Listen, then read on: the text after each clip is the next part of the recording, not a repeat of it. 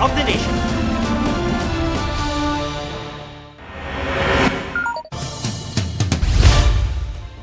Isa ang patay habang isa ang nawawala sa sunog na sumiklab sa isang residential area sa Pasay City ngayong gabi.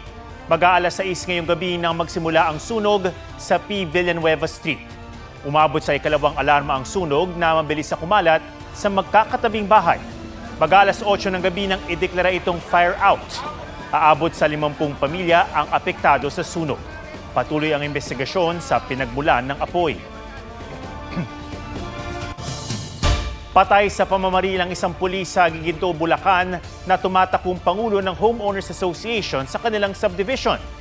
Malapitang binaril si Police Master Sergeant Jose de la Peña Uring habang nagko-caucus para sa eleksyon ng Homeowners Association nitong linggo ng gabi.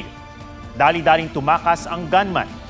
Di kita sa video pero 2 beses pa umanong nagpaputok ng barilang salarin at tinamaan ang isang babae. Dead on arrival sa ospital si Uring habang nagpapagaling sa ospital ang babae. Ayon sa pulisya, isa sa mga anggulong tinitignan ang pagiging opisyal ni Uring sa subdivision. Naresto na ang gunman na isang dismissed na pulis, pati ang kanyang kasabuan. Wala silang pahayag. Konting kapit pa dahil nakambang masundaan ng malakihang taas presyo sa petrolyo sa susunod na linggo. Sisimulan na rin sa susunod na linggo ang pamamahagi ng fuel subsidy at unang makatatanggap ang tricycle driver sa Metro Manila. Ang requirements para makakuha ng ayuda, alamin sa report ni Ian Cruz. Strawberry Festival pa man din ngayon sa La Trinidad, Benguet. Pero di gaya noon, kakaunti ang mga turistang namimitas sa mga strawberry field. Ang paradahan na karaniwang napupuno, marami pang bakante. Wala ganong customer na pumunta dahil mahal daw ang pamasahe at ang gasolina ay mahal. Kaya yung ibang strawberry namin, dinadala na lang sa yung namimili sa palengke. O pero mababa din ang presyo. Kasi siyempre, mahal na ang gasolina, magta-travel malayo. Napansin nyo, walang gaano pumapanin? Oo, ngayon nga wala. Inaalam pa ng lokal na pamahalaan kung ilang porsyento ang nawalang turista dahil sa mega oil price hike. So, titingnan natin, ito kasi ngayon nasa Strawberry Festival tayo ng La Trinidad. Makita ko yung mga kalsada natin, hindi ganun karami yung sasakyan. Sa isang gasolinahan doon, halos mag-100 piso kada litro na ang diesel. Sa Malolos, Bulacan, hindi na muna nag-iikot ang ilang jeepney driver. Sa terminal na muna nag-aabang ng mga pasahero para makatipid sa krudo. Higpitan pa ang sinturon dahil masusundan pa ang malakihang oil price hike sa susunod na linggo, ayon sa Energy Department. Sa tansya ng oil industry sources, posibleng umalagwa ng hanggang 15 pesos ang kada litro ng diesel, hanggang 12 pesos sa gas at 6 pesos naman sa kerosene. Posible yang magbago depende sa presyo ng bentahan sa merkado. Para maibsan ang pasakit ng oil price hike, may panukala sa Kamara na bigyan ng emergency powers ang Pangulo na bawasan o suspindihin ang excise tax sa langis. Sinertipikahan na yang urgent ni Pangulong Marcos. Ibig sabihin, pwede nang isalang sa ikatlong pagbasa ang panukalang batas sa pagbabalik ng sesyon sa Lunes. Kahapon, pumasa na ito sa ikalawang pagbasa ng Kamara. May subsidiya rin ng gobyerno para sa mga nasa transport sector na sisimulang ipamahagi sa susunod na linggo. Sisimulan sa Martes ang pamamahagi ng 5,000 pisong ayuda mula sa DSWD sa 139,000 na kwalipikadong tricycle driver sa Metro Manila. Kukunin ng DSWD sa mga lokal na pamahalaan ang listahan ng mga bibigyang tsuper. Saka beberipikahin mula ngayon hanggang Lunes. As long na nagde-drive sila at they are recognized tricycle drivers, sila po ay kasama sa listahan as verified, assessed, and endorsed po ng ating pong lokal na pamahalaan. Ang tsuper kailangan lang magpresenta ng valid driver's license. Okay na yun kaysa wala naman. Tulong na rin po yun. Baon po ng anak namin, pang kain din namin, pang bili ng pangangailangan sa bahay.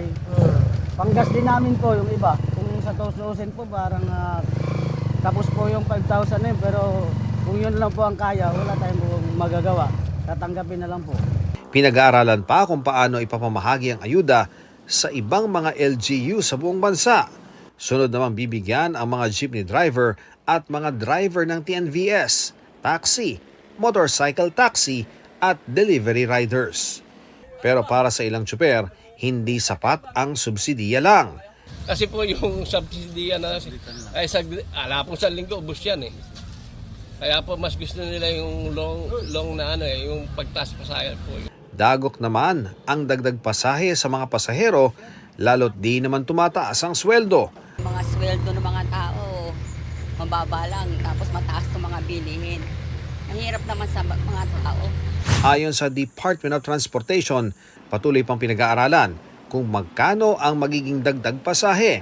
Kailangan daw timbangin ang posibleng epekto ng anumang fare hike sa pagtaas ng inflation at presyo ng mga bilihin sa buong bansa. Pero hindi rin naman daw maaaring isantabi ang kalagayan ng mga driver at operator.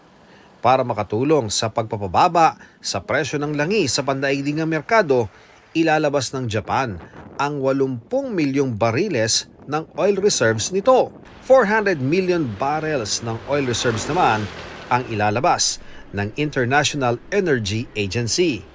Kasama riyan ang 172 million barrels ng oil reserves ng Amerika.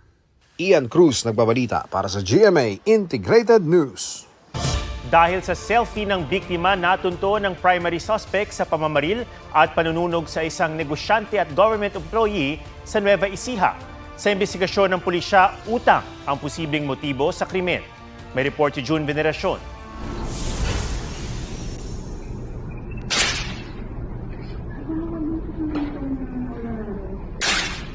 Binaril sa kasinilaban.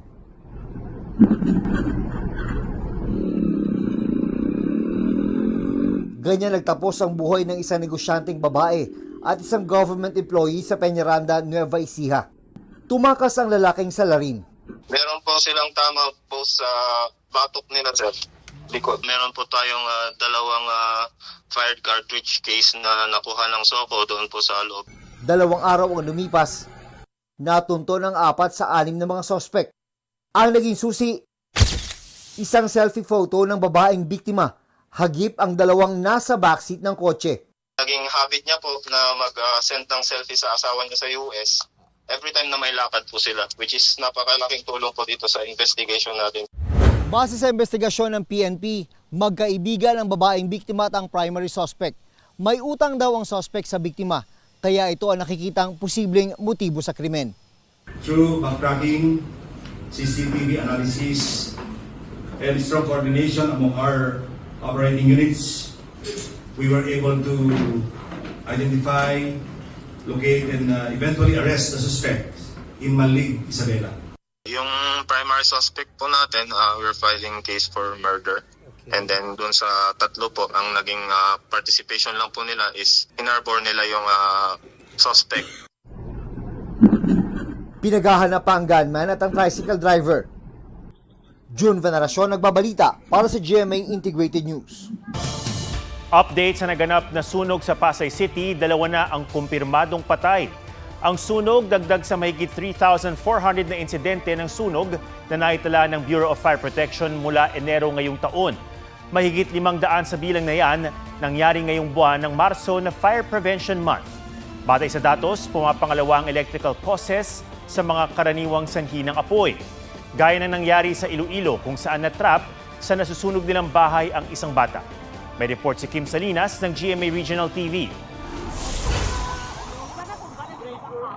Hindi napigilan ng ulan ang pagkalat ng apoy sa gusaling ito sa Suralia, South Cotabato. Nabalot na makapal at maitim na usok ang gusali na inuupahan ng isang appliance center.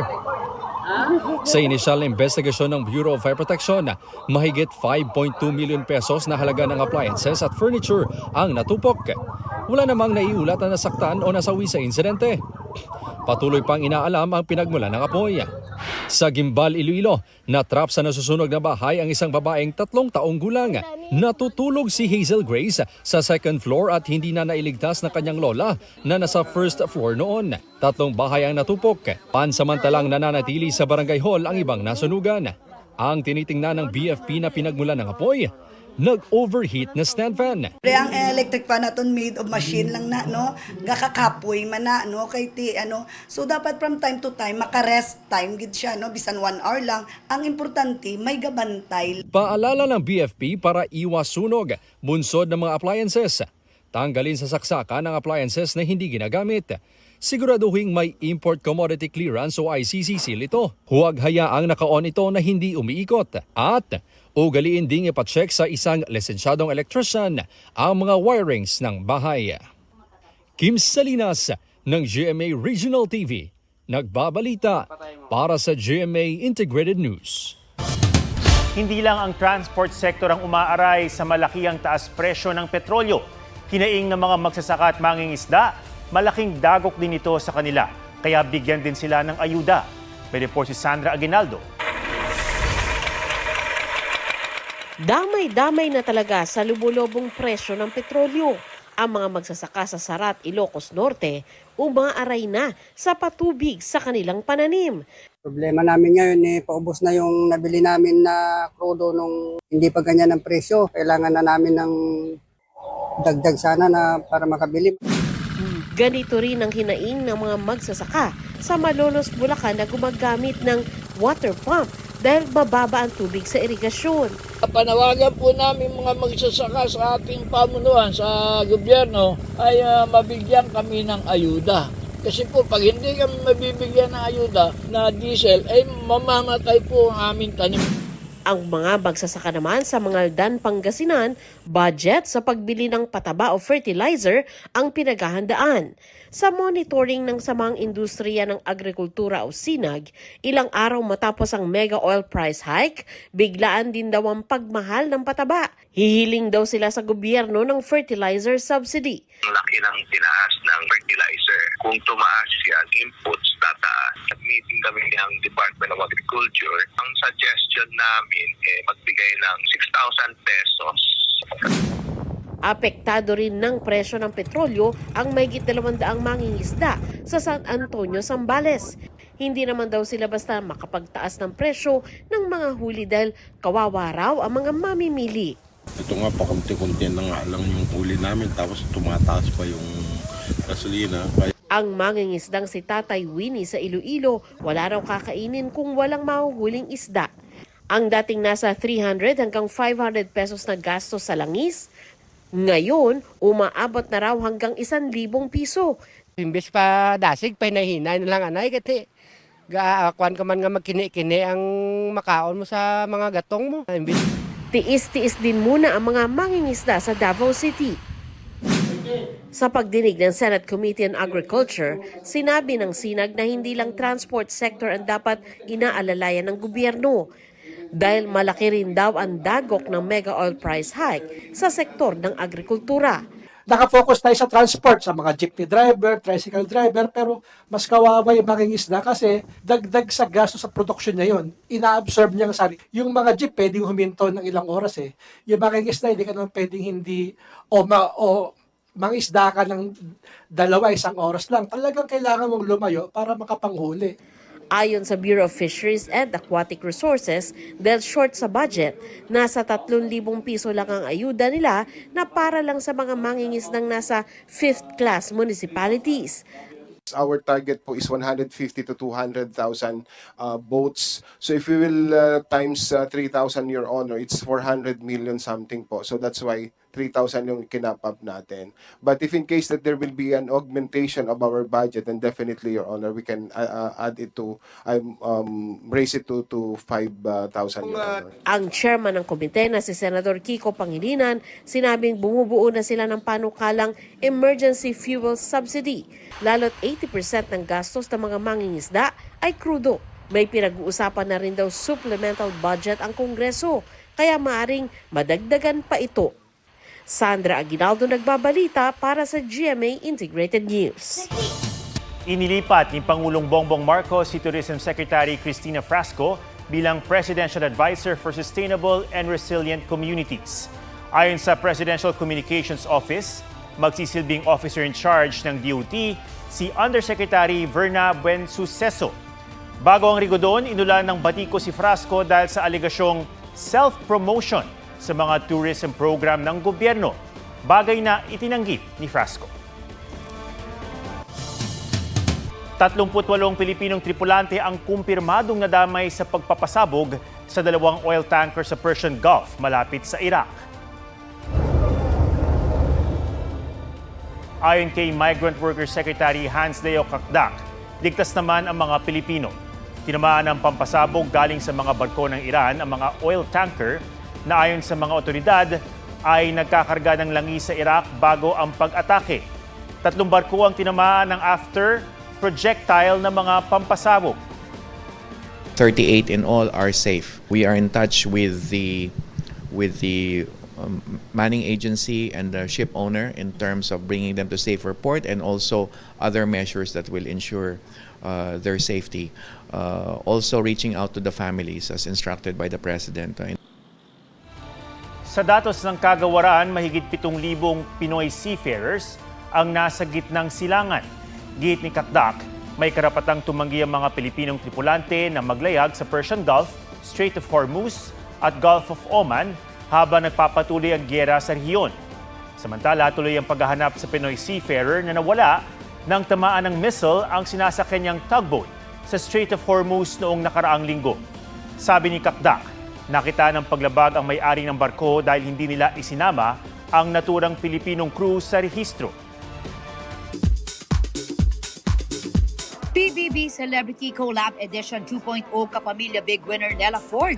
Sinagot ang usap-usapang may tensyon sa kanila ng kapuso big winner na si Caprice Cayetano. Wala po may tension or anything.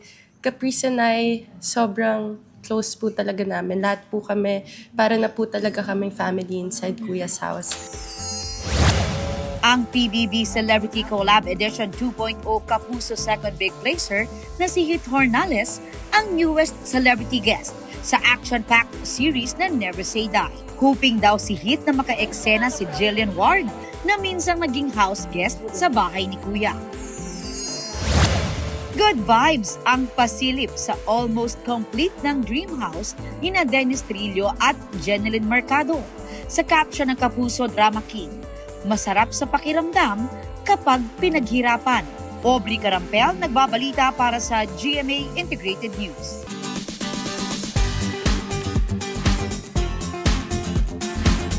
Walang atrasan sa pamamasyal ng ilang taga Lamitan City, Basilan kahit may taas presyo sa mga produktong petrolyo. Tuloy-tuloy kasi ang pamamasada ng mga tradisyonal na kalesa. Matagal ng bahagi ng turismo ng lungsod ang pagsakay sa kalesa. Umiikot ang kalesa sa Central Business District ng Lamitan City, gayon din sa City Hall at mga barangay malapit dito. To the rescue naman sa mga commuter ang isang toda sa Coronadal City na may alok na libreng sakay. Itinaon nila yan sa anibersaryo ng kanilang toda. Paraan din daw nila yan para pasalamatan ang mga tumatangkilik sa kanilang pamamasada. At yan po ang State of the Nation para sa mas malaking misyon at para sa mas malawak na paglilingkod sa bayan. Ako si Ato Maraulio mula sa GMA Integrated News, ang News Authority ng Pilipino. Huwag magpahuli sa mga balitang dapat niyong malaman. Mag-subscribe na sa GMA Integrated News sa YouTube.